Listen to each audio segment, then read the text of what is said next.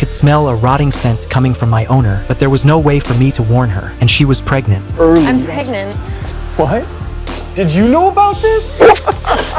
I loved lying on my owner's belly. I couldn't imagine what was going on inside Eve's magic sack, where the baby was being assembled. I just hoped it would look like me. Time passed quickly. Eve was getting close to giving birth. When the baby was born, I was stunned. I had never encountered a creature quite so beautiful. Zoe, Enzo, he's your family too. He'll always protect you. The rotting smell on Eve's body was getting stronger and stronger. Sure enough, 2 days later, Eve threw up. The doctor said it was just a virus infection, so we didn't take it seriously. Until that morning, Eve and I went hiking. Halfway up the mountain, she suddenly fainted. Helpless, I could only bark wildly. The sound drew people's attention, and Eve was sent to the hospital. Sometimes I hate what I am. When I saw Eve again, I almost didn't recognize her. I knew Eve didn't have much time left, so whether day or night, I stayed by her side. The demon was coming for Eve, but he would have to get through me first. When the family woke up in the morning, I would finally rest for a bit. Lazy dog.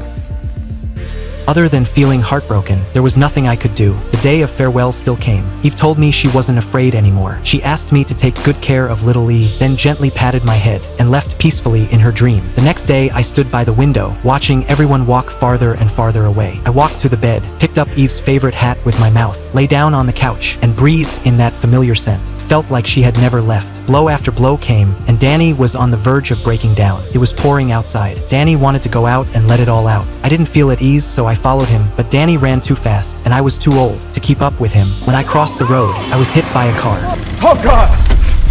It was mine. I'm stupid. Danny took me to the hospital. The doctor told Danny I had brushed past death, but I was lucky to survive. Not long after, it was little E's 9th birthday, but I didn't have the strength to celebrate with her. I could only lie under the table. Even if I'm not here for future birthdays, you must stay this happy. I realized my time was almost up. Not all dogs return as men, they say. Only those who are ready. I'm ready. Danny carried me onto the couch, and we watched one last race together, just like the night 10 years ago, when Danny first brought me home. I was afraid of saying goodbye. In the end, we got into a red Ferrari, racing down an empty track. I have never ever felt so special. I'd like to stay out here forever. Stay with them forever. Faster, Danny. Faster. 8 years later, Danny had become the best race car driver. At that moment, little E came over with a little boy, asking Danny for his autograph. Come ti chiami?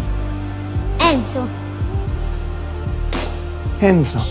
Sì, mi chiamo Enzo. My name is Enzo.